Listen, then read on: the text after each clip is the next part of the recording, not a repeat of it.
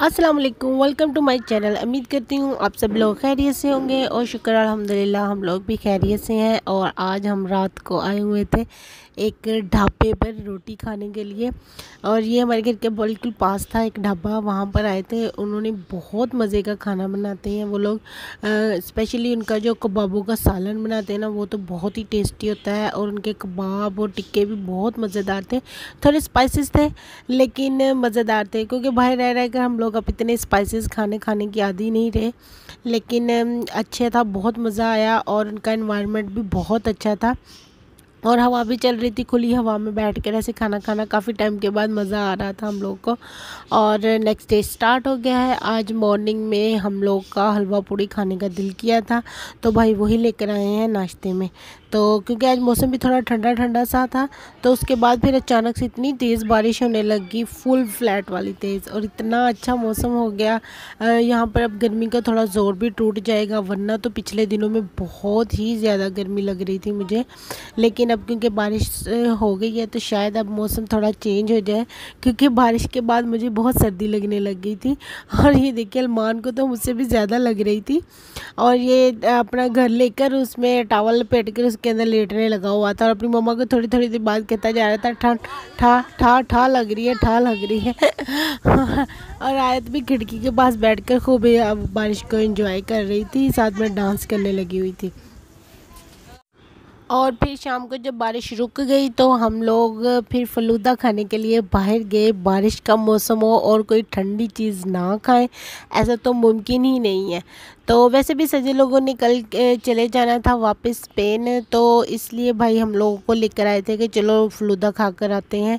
तो हम लोग ये फ़लूदा खाने के लिए सिटी के सेंटर में जो हमारा घंटा घर है उस तरफ आए थे।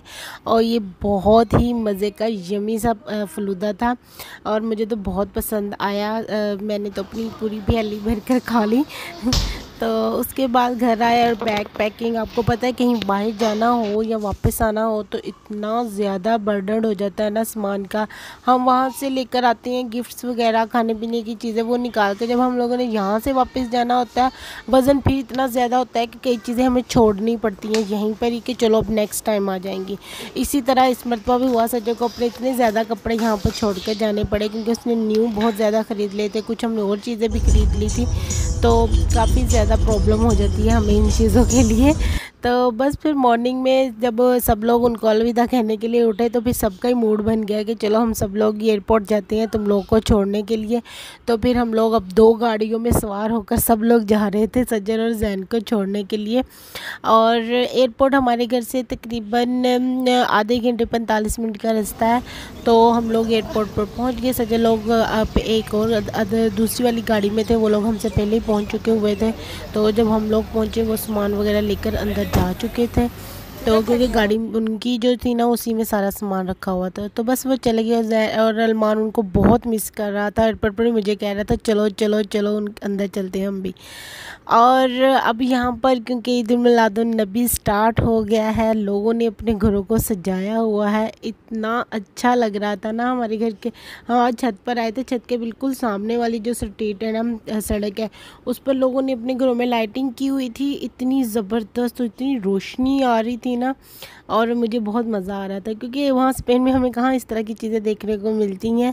अपने त्यौहार वगैरह हम लोग घर में ही गुजार लेते हैं सज्जन लोगों का। जैसे आज जब हम ये लाइटिंग वगैरह लगा रहे थे, उनकी ईद मिलादुन नबी आज थी और वो लोग बारिश की वजह से मना भी नहीं सके, बस घर में ही रहे। सज्जन तैयार होकर थोड़ा मूड ऑफ करके बैठी हुई थी, फ़ोन के हाल पर बता रही थी मुझे। उसके बाद नेक्स्ट डे स्टार्ट हो गया, ईद मिलादुन नबी स्टार्ट। आप सबको मेरी तरफ से ईद मिलादुन नबी बहुत बहुत बहुत मुबारक हो। और हम लोग शाम के टाइम बच्चों में स्लंटियाँ और जूसेस वगैरह बांट रहे थे। घर में कोई बच्चे वगैरह तो नहीं थे, लेकिन हमारे जो फैमिली फ्रेंड्स के बच्चे हैं ना वो लोग आए हुए थे, तो उन्हीं के साथ मदद से हम बांट रहे थे। जब चीज़ें हमने बांट ली तो उसके बाद फिर हम लोग बाहर घूमने के लिए गए, क्योंकि हमारे एरिए में गलियाँ जो थी ना वो बहुत खूबसूरत तरीके से उन्होंने सजाई हुई थी।